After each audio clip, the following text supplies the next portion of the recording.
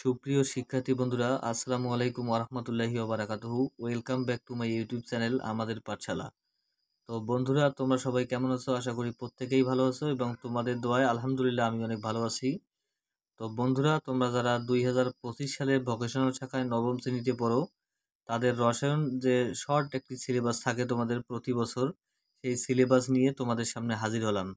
তো বন্ধুরা, তোমাদের অধ্যায় আছে 6টি, অর্থাৎ তোমাদের রসায়ন বিজ্ঞান বইয়ের 1 থেকে 6 অধ্যায় পর্যন্ত তোমাদের পরীক্ষা দেওয়া আছে। এই অধ্যায়গুলো তোমাদের ভালোভাবে অনুশীলন করতে হবে।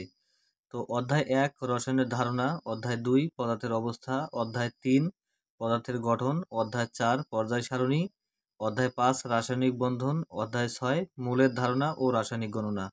তো বন্ধুরা, তোমাদের এই 6টি অধ্যায় নবম শ্রেণীর জন্য পরীক্ষা থাকবে। তো এই 6টি অধ্যায় তোমাদের নবম শ্রেণীর মধ্যেই কভার করতে হবে। তো এই অধ্যায়গুলো যদি তোমরা খুব ভালোভাবে আয়ত্ত করে নিতে পারো, ইনশাল্লাহ তোমাদের এক্সাম অনেক ভালো হবে।